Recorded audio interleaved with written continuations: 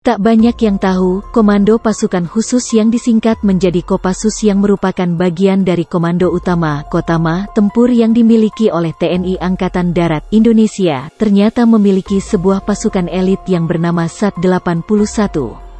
Bahkan SAT-81 disebut-sebut sebagai tim terbaik Kopassus yang selama ini dikenal memiliki kemampuan khusus seperti bergerak cepat di setiap medan, menembak dengan tepat, pengintaian, dan anti-teror.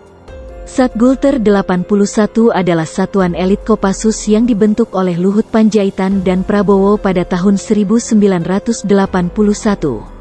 Peran dan fungsi Satuan Penanggulangan Teror 81, Satgulter 81 adalah sebagai satuan anti-teror Kopassus. Dilansir Gri.id dari berbagai sumber, berikut 5 fakta menarik SAT-81, pasukan siluman Kopassus yang serba rahasia dan misterius. 1. Nama awal Satgulter 81. Kata kunci Satgulter 81 adalah strategis terpilih, artinya yang menjadi sasaran penindakan Satgulter 81 adalah objek atau kasus yang masuk kategori strategis terpilih. Beberapa tahun belakang ini istilah Gulter dihilangkan dari satuan ini, bukan tanpa sebab melainkan karena kualifikasi yang dimiliki lebih dari penanggulan teror, sehingga dikenal pula dengan sebutan SAT-81. Satgulter adalah satuan di Kopassus yang setingkat dengan grup dan merupakan prajurit terbaik dari seluruh prajurit TNI, bermarkas di Cijantung, Jakarta Timur.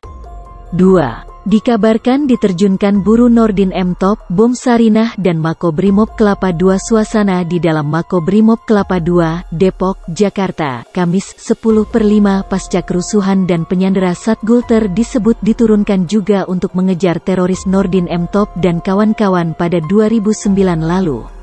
Kualifikasi personel Satgulter 81. SAT-81 secara umum lebih tinggi dari satuan sejenis dan paling lama didirikan, tahun 1981. Oleh karenanya personel SAT-81 baru diturunkan, bila ada ancaman yang bersifat kompleks dengan skala kesulitan terbilang tinggi. Satgulter dilatih untuk bergerak dalam unit kecil, dengan durasi sangat cepat, bukan lagi dalam hitungan jam, tapi menit. Suasana Makobrimob Kelapa II, Depok, Jawa Barat mencekam sejak kerusuhan terjadi. Kerusuhan anta dikutip dari Tribun Medan, salah satu contoh penerjunan Satgulter 81 adalah dalam mengatasi teror bom di Sarinah Tamrin, Jakarta Pusat pertengahan Januari tahun 2016 lalu. Pasukan elit ini juga disebut sempat diterjunkan dalam menanggulangi kerusuhan di Makobrimob Kelapa II pada pertengahan Mei tahun 2018 lalu. Namun tak secara terang-terangan melakukan aksi sebagai bagian dari TNI, pasukan ini kerap menyamar sebagai berbagai unsur. Mulai dari anggota polisi, warga biasa bahkan sampai menyamar secara tersembunyi di tempat-tempat yang tak terduga. Suasana di dalam Makobrimob Kelapa II, Depok pasca kerusuhan yang dilakukan narapidana terorisme, kekuatan dari satuan ini tidak dipublikasikan secara umum. Sehingga mengenai jumlah personel maupun jenis persenjataan yang dimilikinya, semua dirahasiakan. Pasukan ini sering terlibat dalam setiap operasi rahasia militer yang dilakukan ABRI dan kemudian dilanjutkan oleh TNI. Satuan khusus ini sifatnya serba rahasia. Misi tempur, peralatan dan personel SAT-81 sangat dirahasiakan. Dilansir dari tribunjambi.com, bahkan saking rahasianya anggota keluarga dari prajurit Kopassus yang tergabung dalam SAT-81 sudah biasa ditinggal pergi tanpa diberitahu jenis tugas dan lokasi penugasan yang dilakukan. Kadang, prajurit sendiri baru diberitahu jenis dan lokasi misi tempurnya saat berada di pesawat terbang atau kapal laut yang mengangkutnya. SAT-81 kemudian menjelma jadi kiblat pasukan khusus lokal, mulai soal latihan, kemampuan, perlengkapan hingga persenjataan, dan teknik operasi-operasi senyapnya.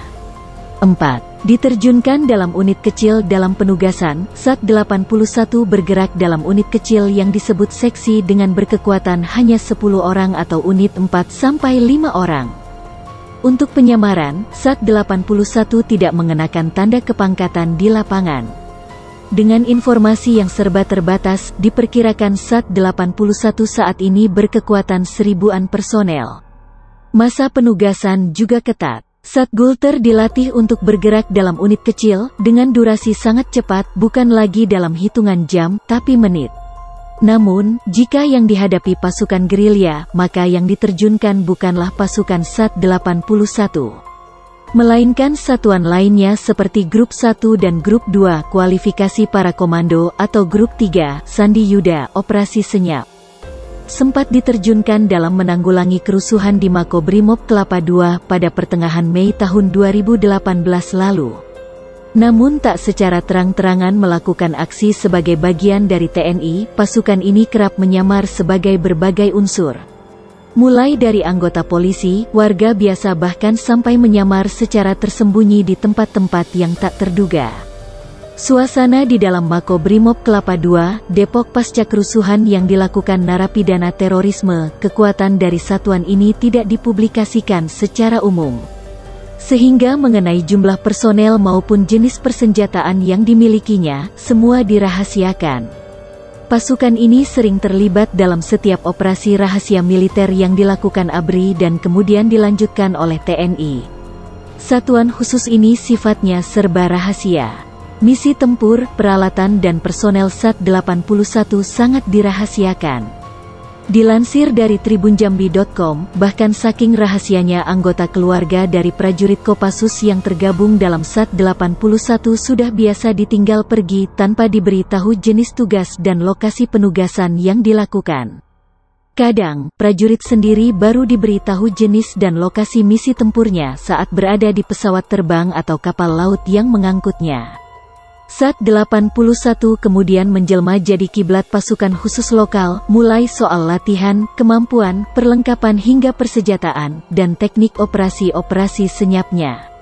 4. Diterjunkan dalam unit kecil dalam penugasan, Sat-81 bergerak dalam unit kecil yang disebut seksi dengan berkekuatan hanya 10 orang atau unit 4-5 orang.